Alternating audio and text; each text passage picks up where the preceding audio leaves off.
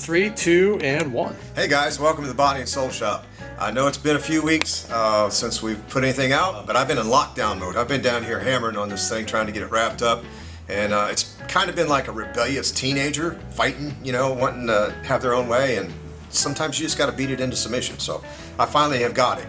And we're done. And it's ready to roll out here real soon. And so we want to show you what we got. We've built a new creation.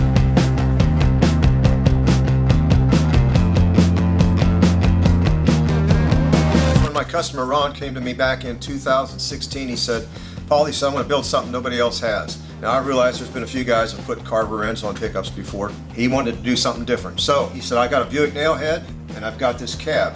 And oddly enough, I had sold him the cab several years before, a few years before anyway. And the cab originally came from out west. A truck driver saw it sitting in a field, picked it up, drug it back to Tennessee. He got to be where he was in bad health. He called me, wanted to know if I wanted to buy it. So I got the cab, set it out behind my shop. And then Ron approached me, he said, "I want to build something."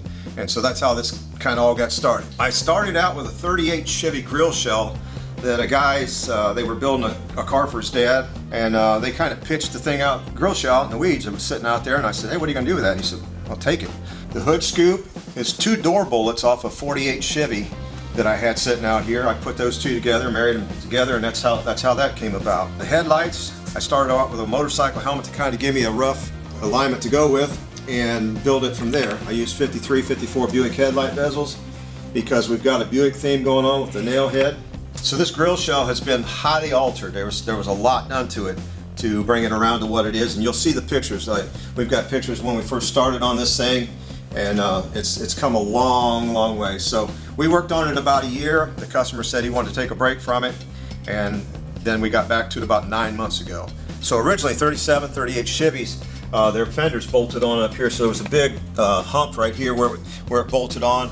I cut all that off and refabricated all that. Originally they had kind of like 3 little louver type things, fake louvers right up in here. They weren't going to match anything else on the car, on this truck, so I took them out and refabricated that right in there. Of course you'll see I fabricated the grill out of a 1/4 inch bar stock, and that took a little bit of time to get everything spaced the way I wanted it and everything. And then we sent it out and got it chromed. Okay, so these grill shells obviously didn't have this lip around here. They weren't finished off on the inside. I hand fabricated all that, even the cove here where the radiator cap is and everything. Also, I wanted the grill in the air cleaner to match the grill up front, so I hand fabricated that, obviously out of 1/4 inch round stock, and had it chromed. Okay, so obviously the hood originally had a V shape in it on the back, so I cut all that out and refabricated all this top part right in through here. Fabricated all this. This was different on the early ones. They kind of come down and stopped. And originally when I built the lower part of the cowl section here, I had this at an angle. And the reason being because the pipes came out and kind of came at an angle. But the more I looked at it, I didn't like it. And so when I started building the pipes, then I come in and fabricated the lower piece to match the curvature of the pipe right here. So just everything kind of flows now where it didn't at first. And things always evolve when you're starting to build something. You'll see something you don't like or whatever and go back and change it. And every once in a while you got to do that. Okay, so Ron, the guy that owns this truck, is a fairly tall guy. So he didn't want to chop the top, so I added about 3 inches down through here, giving it a little bit more extension inside, so it's got a little bit more leg room than what it originally had. Okay, so when it come time to form the side covers for the exhaust system, I used the tops of the fenders off that 59 Chrysler Windsor, which I used the 1/4 pounds off of. So I had to do some adding and cutting and splicing and stuff, but this is the main part of the top of the fender. You know, I just try to use whatever I can that's laying around that will make sense, and it's fun to see how much stuff, different car stuff that you put in one. So when it come time to do the 1/4 panels, this was just an idea I come up with to make these little coves, kind of like brake coolers or whatever, you know, little vents. And I really love the way they come out. I think they're really a nice addition to this thing. Okay, so inside of the cab here, we have 65 Galaxy bucket seats out of a 65 XL my brother had when I was a kid. Frame went bad, and he pulled seats and console and motor and stuff like that out of it. And these seats sat in his basement for years. And when I started building this, I was like, I know where the seats are at, I'm going to use. So thanks, my brother Terry, I appreciate it. Love you guys. Keeping with the Buick theme, I used a Buick headlight bezel in here. We've got a Classic Instruments 7-inch gauge. I use 5567 Chevy ignition switch. This piece right here is 55 Ford Crown Victoria headlight bezel. And I cut out where it used to be black in there. That's used to be solid. We cut them out. So it's got electric cowl vent. So when you hit the cowl vent button, your air comes up through here. And there's also some louvers down here on the bottom. Cool air will come into the cab while you're driving or whatever. So that's a pretty neat little option. Steering column drop is out of a 65 Econoline van that I had.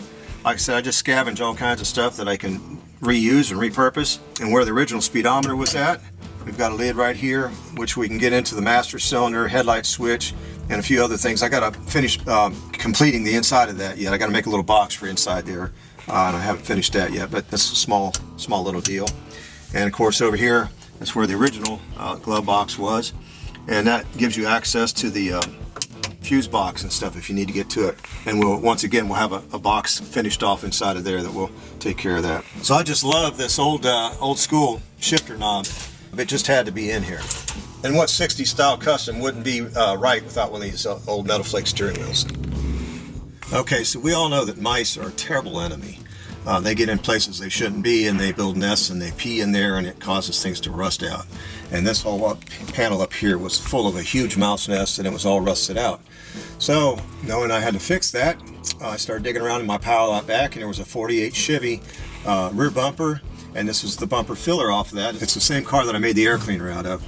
So I bent it here in the middle, but I just love these sculpted lines, a little bit of Art Deco stuff, and it just really adds a lot to the inside of this cab. I love it. Okay, so these moldings right here were rocker panel moldings off of 48 DeSoto that I had scavenged. I had them laying back here on my shelf for a while. I wanted the inside to kind of mimic the outside.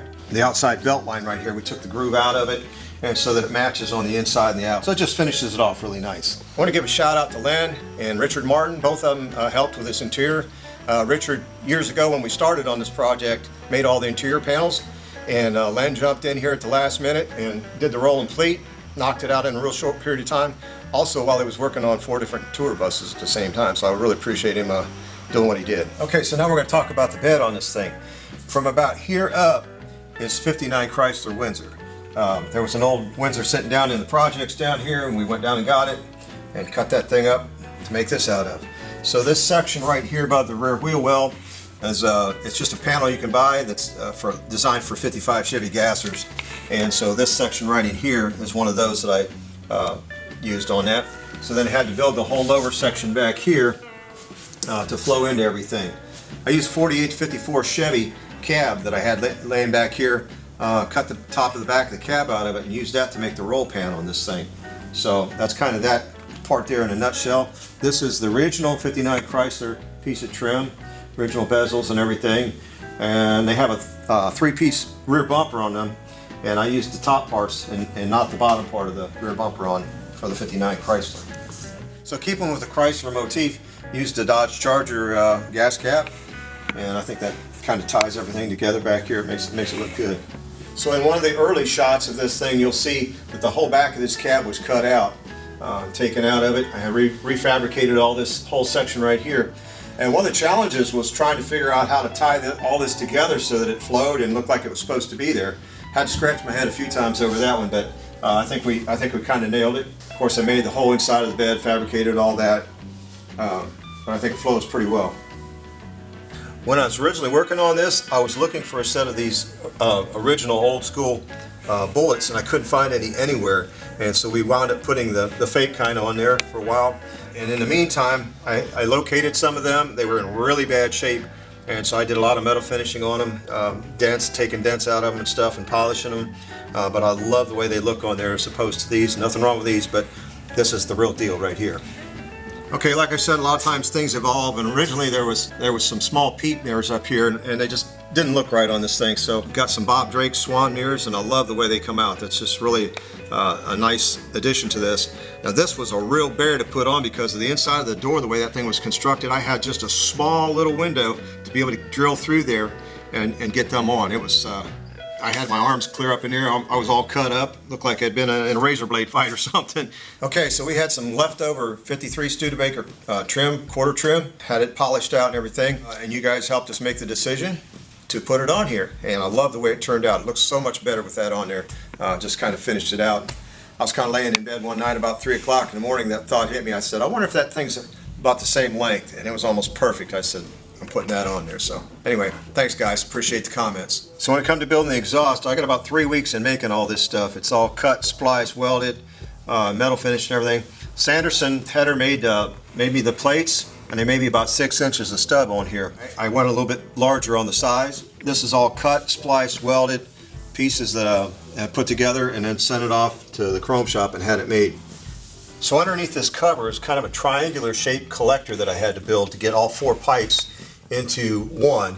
So there's dumps on this thing. So behind the collector is the dumps, so you can run the exhaust out those 4 pipes. Or we've got another system that goes up in behind and up over the rear end that's a lot more hidden. And so if you want a little bit quieter, it still has a meaty sound, but not quite as healthy as these 4 pipes out here. But that's a pretty cool system, and it took a while to do it. Love these old nail heads, man. Tommy Ivo had 4 of them in a dragster. I'm sure a lot of you guys remember that. Love old nail heads. They're a cool old motor, pretty torquey. And this one's no exception. It's a 65 dual quad. We did choose a color called Arrival Blue. It's a Cadillac Escalade color from the early 2000s. And we were originally going to do a metal flake, but after much thought and talking about it, we decided not to. We decided to go with something that if we ever had to repair anything or if it ever got scratched or whatever, it's a whole lot easier using a factory type color. So, but this color is beautiful. It's got pearl in it. You get it outside and it just comes alive. It's an awesome color. Chase Spears, in some of the other videos, we showed him pinstriping certain parts on this, and he did a really phenomenal job. We really appreciate it, and that it just kind of helps tie all that 60s theme together. My customer Ron, he likes to put Bible verses on his cars and stuff, and so I was thinking about this and how far this thing came from what it was sitting in a field, just a cab, all the parts that have gone onto it from other cars and everything. And I started thinking about it, and there's a verse in the Bible that talks about a new creation. If any man's in Christ, he's a new creation. And I thought, you know what, that's pretty fitting for this thing. It's a new creation. It'd come a long ways from nothing. And that's what God can do to our lives. So that's what this is all about, the new creation. Hey guys, thank you so much for watching the Body and Soul Shop. We've had a lot of new subscribers recently, so pass the word around. And we just appreciate you so much. Hang with us, we got new projects coming. Anyway, here we go.